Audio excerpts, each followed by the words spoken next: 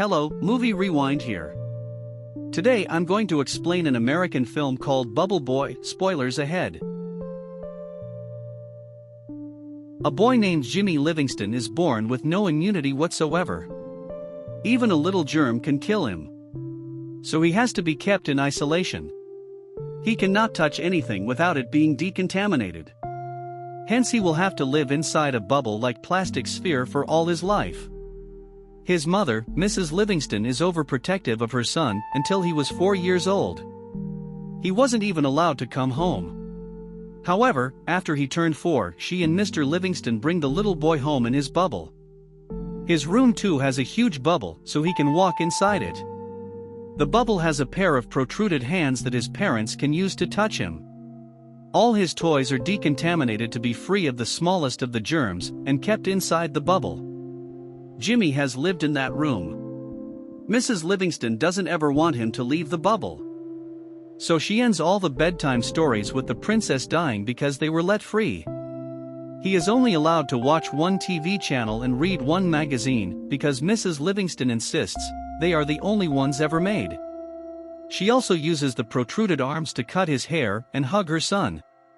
Mrs. Livingston is an extreme nationalist. So she teaches Jimmy only the things she thinks are reasonable, and forces her ideas on him. However, poor Jimmy doesn't know better. So he goes. Everyone in the city knows about the unique Bubble Boy, but it doesn't work to his advantage. Instead, the neighbor kids wrap themselves in plastic wrap and make fun of Jimmy outside his home. Mrs. Livingston chases them away frequently. The only food Jimmy eats is homemade. A decontamination system has been placed in a plastic tube where Mrs. Livingston places his food to kill the germs before Jimmy. Confession: Jimmy is now 16 years. He narrates that he grew up like any other kid, and is happy when he gets an electrical guitar instead of a car until one day he is at his window. When he sees a new girl, his age, named Chloe, moving into his neighborhood, he has grown to like the girl, but cannot do anything about it more, so he doesn't know anything about love or girls. His mother senses his infatuation and recites the story to Jimmy about a boy who died because he touched the next door whore for the next few years.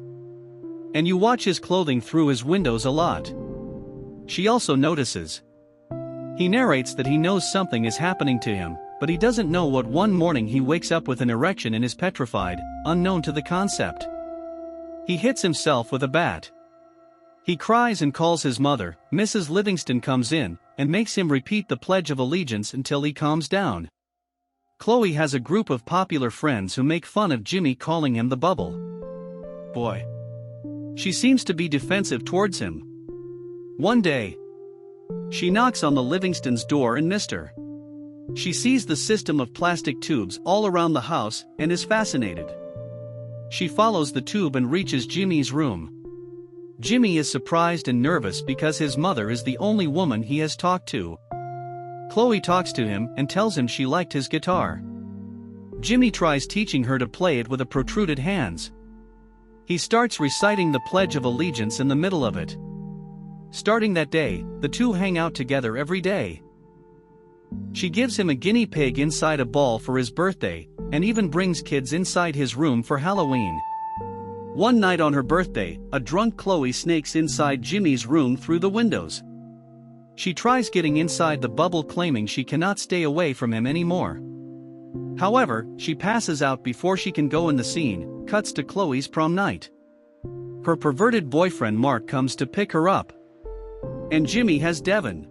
One night Jimmy sees Mark and Chloe make out through his windows. The very next day, Chloe comes into Jimmy's room and shows him her engagement ring. Mark had proposed to her to marry him. Their marriage is this weekend at Niagara Falls. And she has come to inform Jimmy. Jimmy is disappointed, but doesn't show it in his face.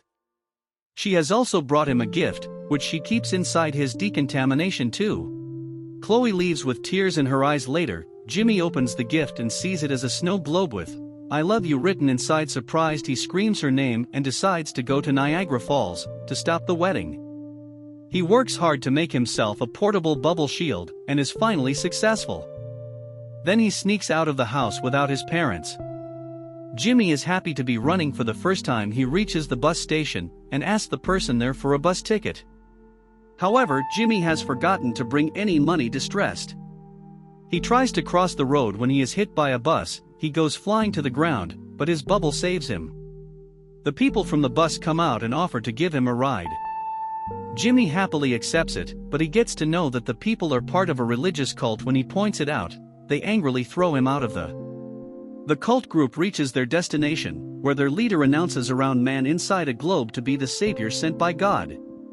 The group realizes that Jimmy was their savior and sets off to look for him to take him out of the globe. Meanwhile, Jimmy meets a biker named Slim. Jimmy tells him about the love of his life, marrying someone else. He then offers Jimmy a ride and both of them make their way to Niagara.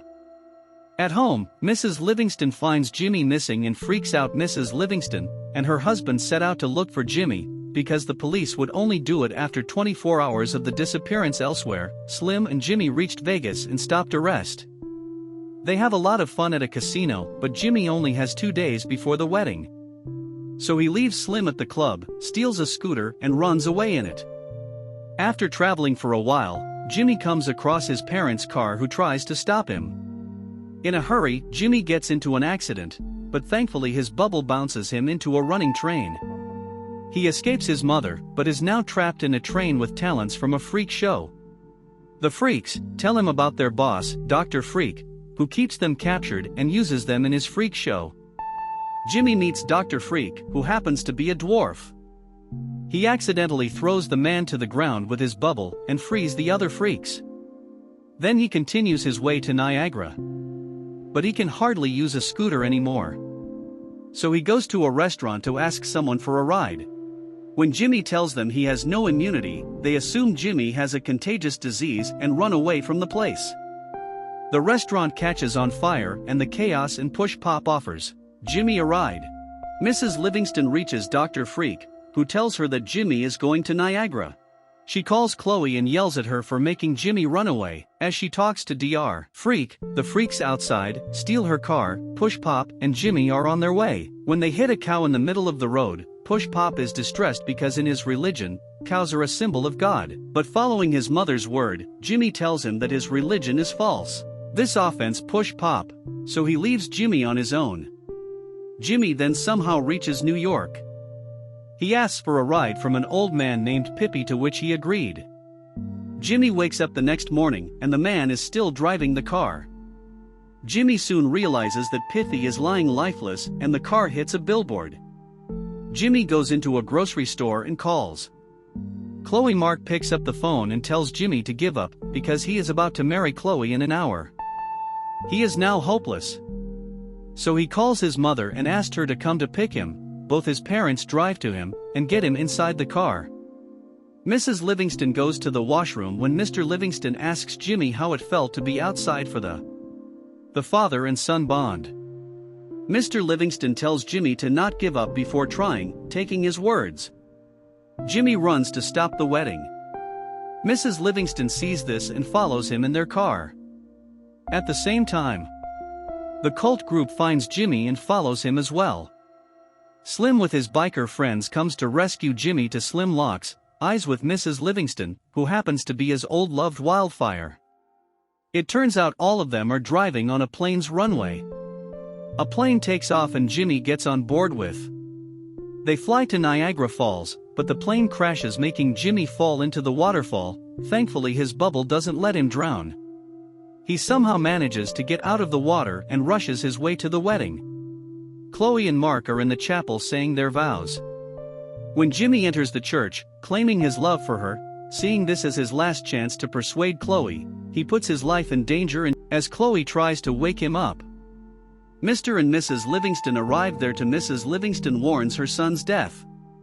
When Mr. Livingston asks her to tell everyone the truth, Mrs. Livingston embarrassingly reveals that Jimmy doesn't have any condition.